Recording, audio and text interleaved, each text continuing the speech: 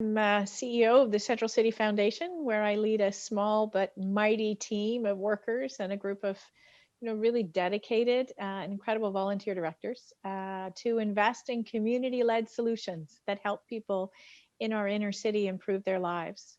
So we provide grants and social purpose real estate investments that create space for community and really contribute to stronger capacity of both organizations and our broader community.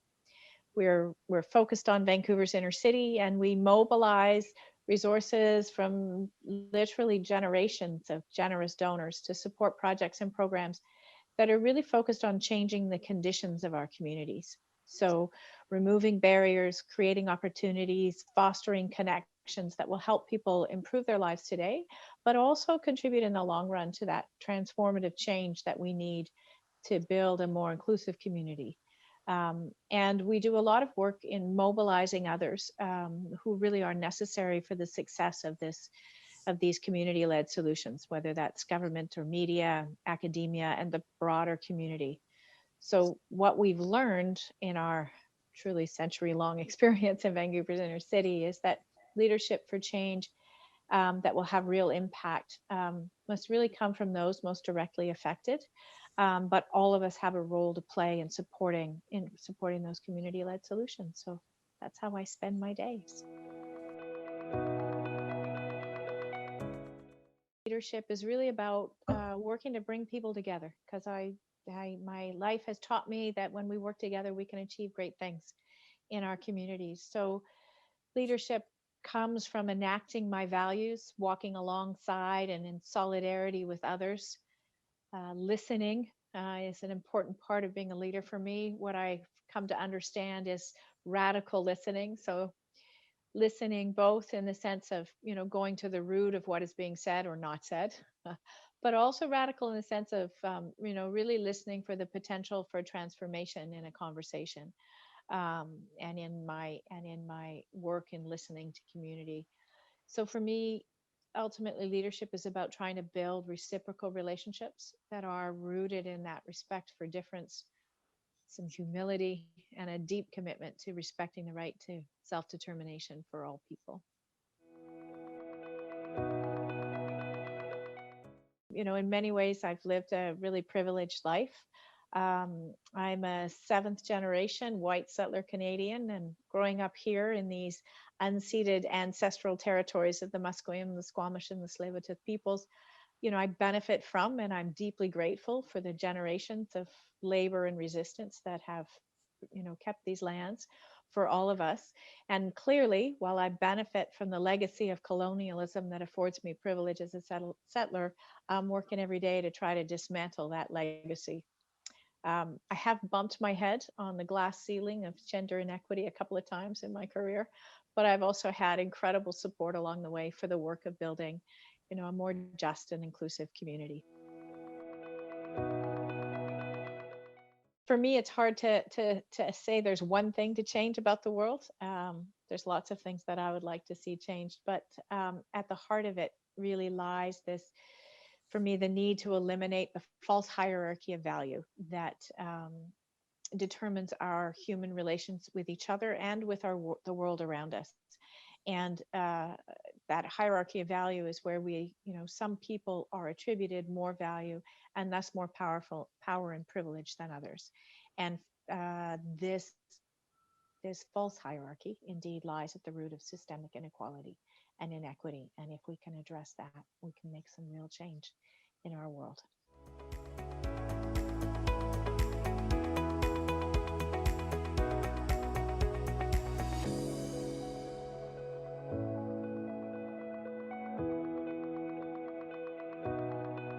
Well, I began with the Small Scale Food Processor Association in 2004. The organization was relatively new, had started in 2002. And what had happened is that the organization recognized that they were really hands-on businesses, and i.e., they were extremely busy and really didn't have time to stay on top of everything that was going on in the industry from a regulatory perspective as well as from an industry perspective. And so they brought people like myself on initially, and then I started in 2004 to kind of see what was happening, stay on top of the items, convey that back to the board of directors, and then develop programs and services to meet any of the barriers or perceived barriers that were being presented. So that's a bit about the organization. They are a trade association, so they deal specifically with networking, marketing, education, benefits, and of course advocacy. So I've been involved in all of those kind of things, and benefit programs, as an example, Canada Post. We have a master agreement with them, and that allows for the aggregate amount of our members' shipping cost to be discounted in accordance with that aggregated amount. So as an individual small business, they would have a very, very difficult time getting those kind of shipping discounts, but together they're strong and they can in fact do that. So we do the similar thing with a group insurance plan with an insurance provider. So those are the kind of things, plus many other different projects. We are administrators for what's called an advanced payments program, which is a federal government loan guarantee program for primary producers. And this provides us an opportunity to really keep our finger on the pulse of the growing of food in Canada. And of course, we need that food in order to process food. So the health of our farmers is equally as important as the health of our processing members.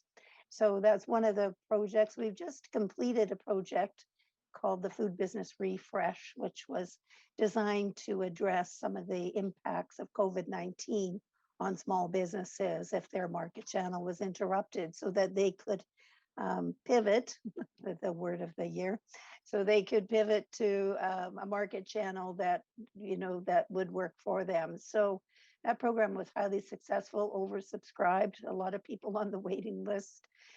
We also have been very involved in looking at access to capital for women in business in the small scale food processor sector, and really looking at what are the issues and then how do we break down those barriers.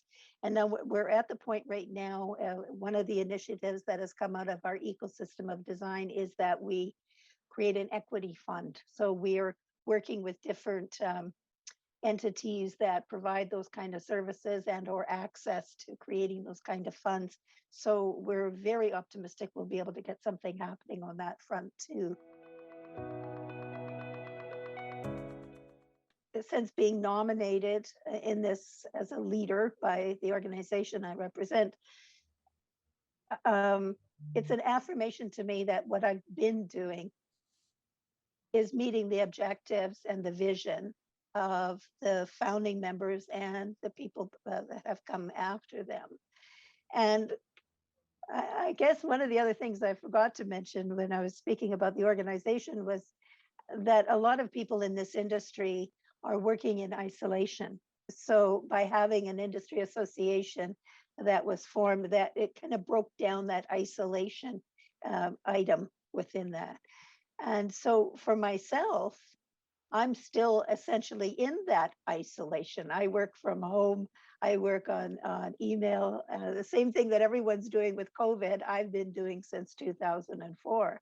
And so having this kind of acknowledgement really solidifies it for me, that I have been listening, because listening, I think, is the key to addressing issues. And another colleague of mine said, Candace, you're an opportunity junkie. You see opportunities everywhere, So I think part of being a leader is being willing to, say things, go past the fear and say things, and they might not always resonate with everyone, or, suggest ideas that may not resonate with everyone, and be prepared to do that. And I think the other thing is always admitting, if something isn't quite right, to say it's not quite right, just to be upfront about things. I think, to me, that's what leadership should demonstrate.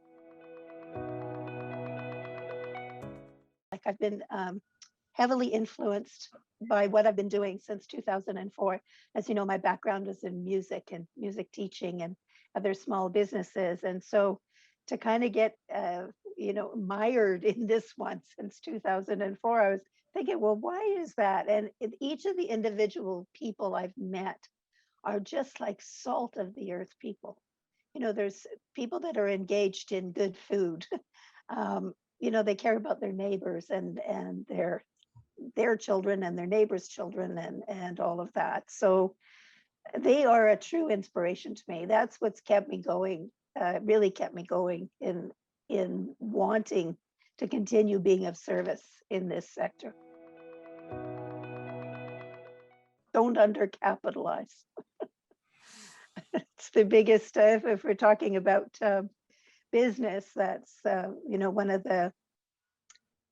the big challenges is when people come in undercapitalized. And in the food sector, when you think in terms of the costs of producing something, whether processing something, so now you have this inventory, so you've got all this cash outlay, and then you're gradually selling. And oftentimes, in particular, I think men and women the same, but there's that fear, the fear of risk adverse. And so fear of using other people's money, those kind of things. So oftentimes they'll exhaust all of their own resources. They'll run up their credit cards. They'll borrow from their family and friends. And then they finally get to a point where 185 store chain wants their product in every store. And so now they need to ramp up production and they don't have the cash or the credit rating to get the cash. So plan, right from the get-go, recognize what it's going to take in order for you to have, a successful company and pay yourself well.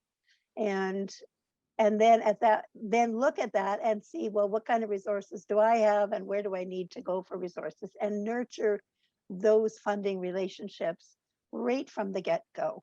Be involved with your banker or whoever it is that you're working with right from the get-go. And don't be afraid to use other people's money, So I think that's what I was talking about an equity fund a bit earlier. Like, just don't be afraid of that. And don't try to go it alone, because when the opportunities, the big opportunities come up, you may have exhausted all your capital and not be able to take advantage of it. This has happened more than once. So don't undercapitalize and don't be afraid of other people's money.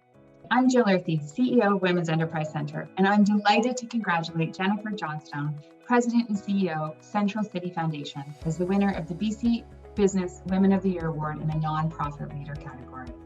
It has been a pleasure connecting with Jennifer over the years and to see her tremendous impact on the community. I'd also like to congratulate the runner-up in this category, Candace Appleby, Executive Director of the Small Scale Food Processor Association.